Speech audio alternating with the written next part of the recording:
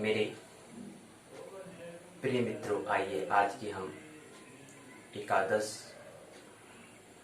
स्वाध्याय के एकादश दिवस की बैठक में आइए प्रवेश करें।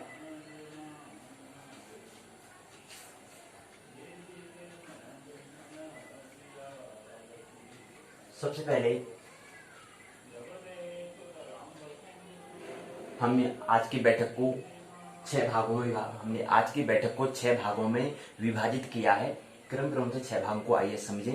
पहला भाग है कि अभी तक हमने क्या, आज का जो विषय है, चर्चा करने का विषय क्या है कि अभी तक हमारे जो 10 दिवसीय जो हमारे 10 दिन हो चुके हैं, 10 दिन आपको पता है, पिछले 10 दिनों से हम चर्चा कर रहे हैं। यहाँ पर आज जो एकादश दिवस है, उसकी बैठक में पहले हमने जो 10 दिवस में जो हमने पढ़ लिया है, क्या हम देख चुके हैं, उसके बारे में पहले हम समझते हैं। तो सबसे पहली बात, उसको हमने पहला भाग 13 से 16 अर्थात 4 दिन, प्रथम जो 4 दिवस, पहले जो 4 दिन थे, प्रथम 4 दिवस की जो बैठक में हमने चर्चा की, किस विषय पर हमने चर्चा की।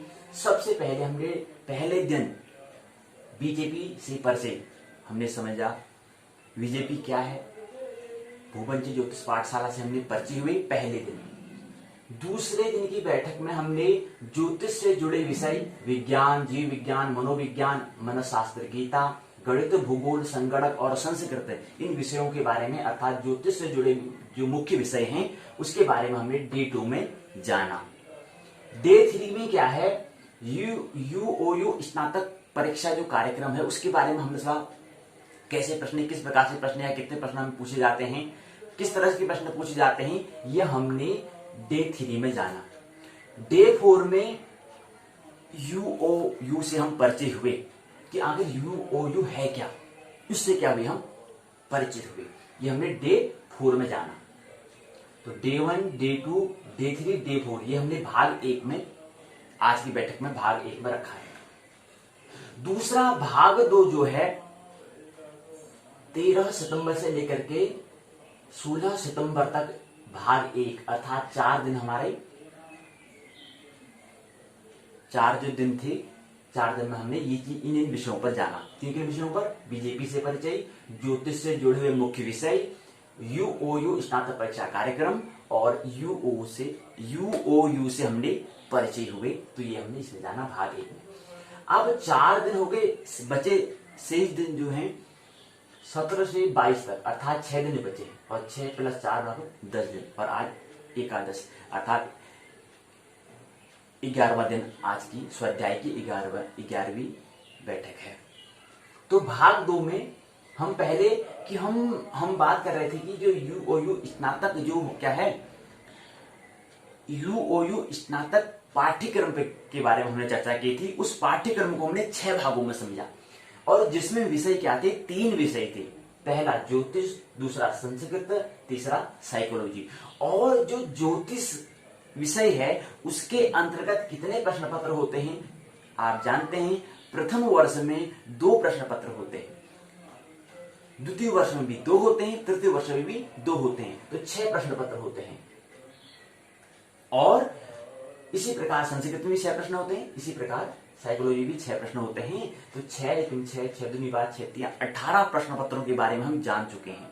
18 प्रश्न पत्र में कितनी इकाइयां हैं, कितने ब्लॉक हैं, ये भी हम देख चुके हैं। लेकिन फिर भी हम देख रहे हैं कितनी इकाइयां हैं, आइए एक साथ उसको संक्षिप्त में हम जाने। तो सबसे पहली बात हम ज्योतिष विषय को लेते हैं। इसके अंतर्गत जो पहला प्रश्न पत्र था, इसके अंदर खंड 4 थे, इकाई 22 थी। और पहला जो प्रश्न पत्र है उसके अंतर्गत 4 खंड हैं और 22 इकाइयां हैं। और दूसरा प्रश्न पत्र जो है उसके अंतर्गत खंड 5 हैं, इकाइयां 21 हैं। द्वितीय वर्ष का पहला प्रश्न पत्र 4 खंड हैं, इकाइयां 20 हैं। द्वितीय वर्ष का द्वितीय प्रश्न पत्र 4 खंड हैं, 20 इकाइयां हैं। तृतीय वर्ष का पहला प्रश्न पत्र 4 खंड हैं, 24 इकाइयां हैं। तृतीय वर्ष का द्वितीय खंड 3 खंड हैं और 16 इकाइयां हैं। ज्योतिष 6 ज्योतिष में 6 प्रश्न पत्र पूछे, 6 प्रश्न पत्र होते हैं और उनको वह 6 प्रश्न पत्र 3 वर्ष के अंतर्गत, 3 वर्ष का जो समय है उसके अंतर्गत पूछा जाता है। प्रथम वर्ष में 2 प्रश्न पत्र, द्वितीय वर्ष में 2 प्रश्न पत्र, तृतीय वर्ष में 2 प्रश्न पत्र। तो ये कुल मिला के क्या कहा कि हमने खंडों के बारे में जाना और उसके इकाइयों के बारे में हमने जाना। अब आता है तो हमने क्या था कि ज्योतिष को ही समझने के लिए हमने क्या करा, ज्योतिष के पाठ्यक्रम को ही समझने के लिए हमने क्या करा, उसके 2 भाग हमने किए थे। अर्थात पहले भाग में हमने 3 प्रश्न पत्रों के बारे में और दूसरे भाग में हमने फिर 3 प्रश्न पत्रों का 3 प्रश्न पत्रों के पाठ्यक्रम को हमने समझा। तो पहले भाग में हमने 13 खंडों के बारे में हमने समझा और 63 इकाइयों के बारे में समझा, ये पहले भाग में। द्वितीय भाग में हमने 11 ब्लॉक के बारे में और 60 इकाइयों के बारे में हमने द्वितीय भाग में समझा। तो कुल मिलाकर क्या होता है, अगर ज्योतिष के 3 वर्ष का जो पाठ्यक्रम है उसके अंतर्गत अगर खंडों की अगर हम बात करें तो खंड हो जाते हैं 24 और इकाइयों की अगर बात करें तो इकाइयां हो जाती हैं 143, 1 2 3 हो जाती है। तो ये विषय पहला है। दूसरा विषय है संस्कृत। यहां पर भी हमने संस्कृत विषय को 2 भागों में, उसके पाठ्यक्रम को हमने 2 भागों में समझा। तो इसके अंतर्गत पहला जो है 3 खंड हैं, 13 इकाई हैं, पहला प्रश्न पत्र। द्वितीय प्रश्न पत्र में पहले वर्ष का द्वितीय प्रश्न पत्र में 4 खंड हैं, 17 इकाई हैं। द्वितीय वर्ष का पहला प्रश्न पत्र 4 खंड 21 इकाइयां। द्वितीय वर्ष का द्वितीय प्रश्न पत्र 4 खंड 20 इकाइयां। तृतीय वर्ष का पहला प्रश्न पत्र 4 खंड 21 इकाइयां। तृतीय वर्ष का द्वितीय प्रश्न पत्र 4 खंड 19 इकाइयां, यह हमने समझी। इनका अगर योग करते हैं तो इसको भी हमने इस पाठ्यक्रम को 2 भागों में विभाजित किया था, 2 भागों में समझा था। पहले भाग में हमने 11 ब्लॉक के अंतर्गत 51 इकाइयों को समझा, 51 यूनिट्स को हमने समझा। और द्वितीय भाग में हमने 12 खंड 60 इकाइयों को हमने समझा। तो यहाँ पर क्या होता है, संस्कृत का जो पाठ्यक्रम है वो पूर्ण हो जाता है। तो कुल मिलाकर अगर इनके 3 वर्ष का जो पाठ्यक्रम के अंतर्गत कुल खंडों की अगर बात करें और कुल इकाइयों की अगर बात करें तो कुल खंड हो जाते हैं 21 और कुल इकाई हो जाती है 111 हो जाती है। तो इसी प्रकार से क्या है, यहाँ पर विषय ज्योतिष, उसके बाद संस्कृत। अब तीसरा विषय आता है मनोविज्ञान। मनोविज्ञान के अंतर्गत पहला प्रश्न 5 खंड हैं, 16 इकाइयां हैं, ये हमने समझा। बात समझ में आई? जो है पहले वर्ष का पहला प्रश्न पत्र जो है 6 खंड हैं।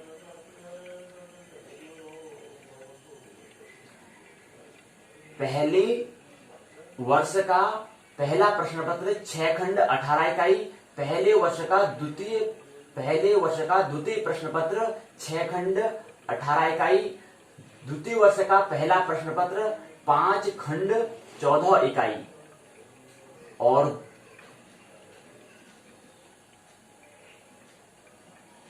तो क्या हुआ, पहला प्रश्न पत्र हुआ, उसके अंदर 18 इकाई हुई। पहले वर्ष का पहला प्रश्न पत्र, पहले वर्ष का द्वितीय प्रश्न पत्र 6 खंड हैं, 18 इकाइयां हैं।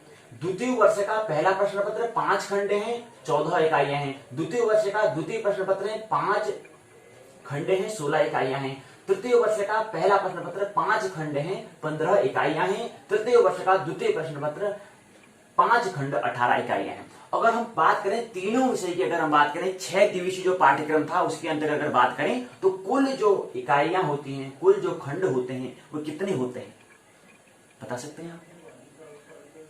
बताइए कितना होगा।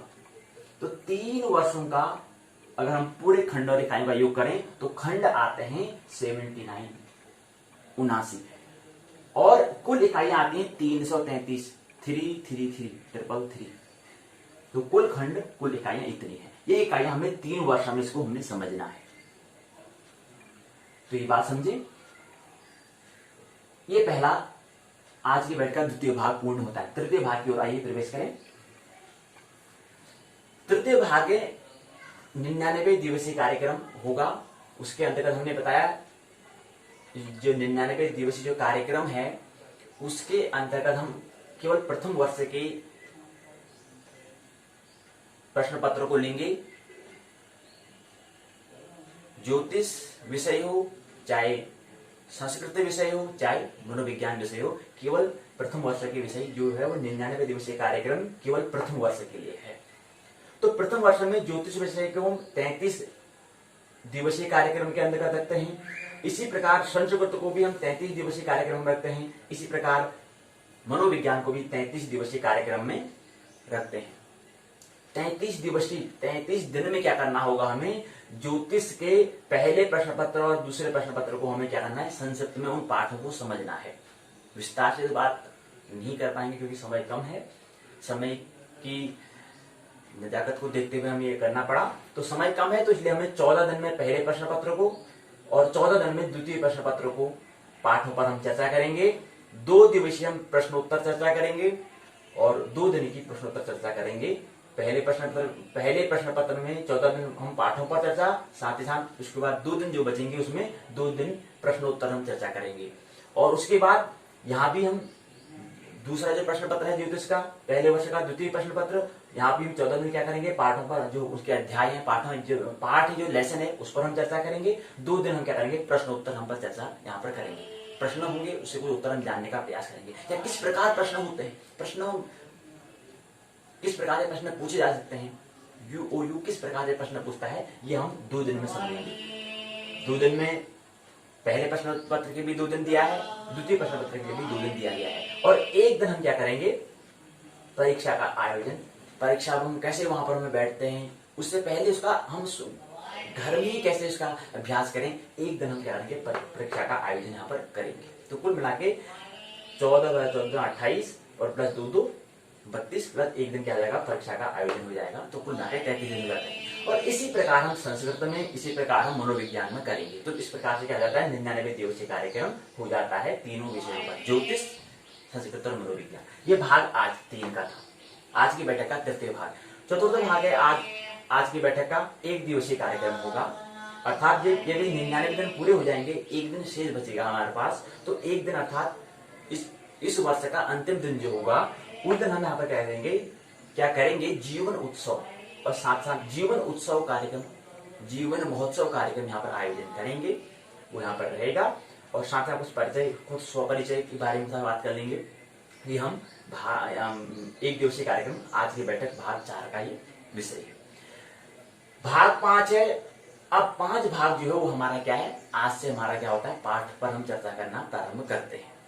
आज से हम हमारा पाठ्यक्रम पूरा होने, पाठ्यक्रम को देख लिया है, तो आज से हम क्या करते हैं, पाठों पर विचार करते हैं, पाठों को समझने का प्रयास करेंगे। तो ज्योतिष का पहले वर्ष का पहला प्रश्न पत्र है, उसका नाम है ब्रह्मांड एवं काल। ब्रह्मांड किसे कहते हैं, काल किसे कहते हैं, ये हम प्रश्न पत्र ज्योतिष का प्रथम वर्ष का प्रथम प्रश्न पत्र है। इसके अंतर्गत प्रथम खंड के अंतर्गत क्या है, 6 इकाइयां हैं। और इस प्रथम खंड का नाम दिया है खगोल। किसे कहते हैं खगोल, एस्ट्रोनॉमी किसे कहते हैं।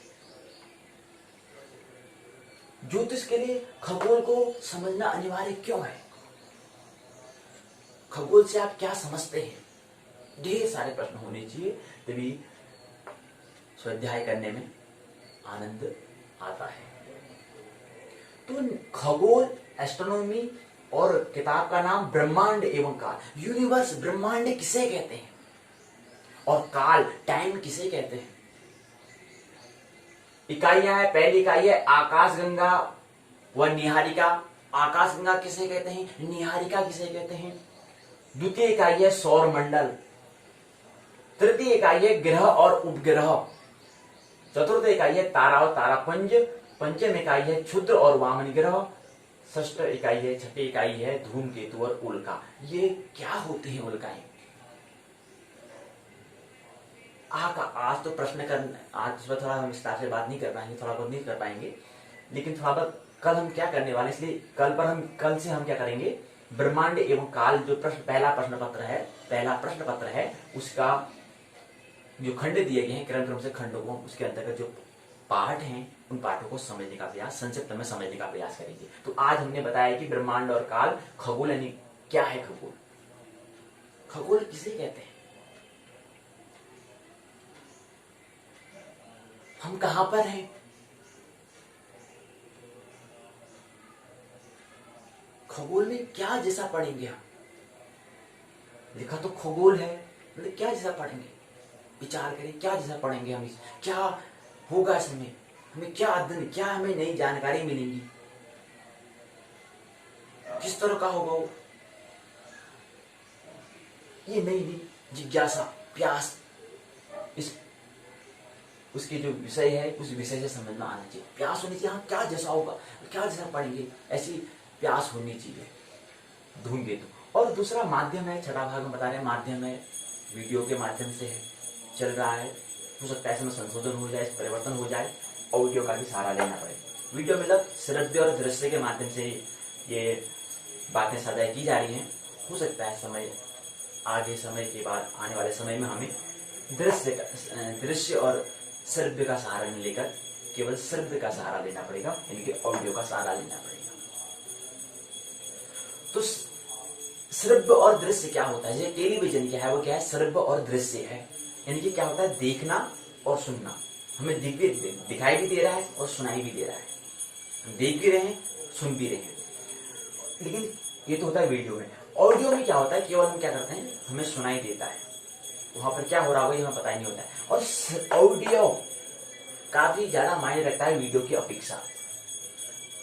क्यों, जब ऑडियो को हम सुनते हैं तो उससे हमारे पास क्या होता है, हमें कोई वहां पर इमेज नहीं बननी होती, लेकिन अगर ध्यान पूर्वक, अगर हमारा अंतस मन, अगर हमारा शांत है, निर्विचार चित्त की अवस्था, अगर हमारा चित्त की अवस्था निर्विचार की अवस्था है, तो उस समय हम ऑडियो को सुनेंगे, तो ऑडियो को सुनते सुनते हमारे साथ जो हम ऑडियो सुन रहे होंगे, उस समय हमारे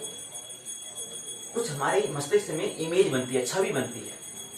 लेकिन वीडियो में करते समय ऐसी कोई छवि हमारे पर नहीं बनती, क्योंकि छवि हमारे बनी हुई दिखाई दे रही है। लेकिन इसमें थोड़ा और सहायता बन जाती है, जिसके थोड़ा जो बुद्धिशाली व्यक्ति हैं, तो ऑडियो के माध्यम से ज्यादा उनके लिए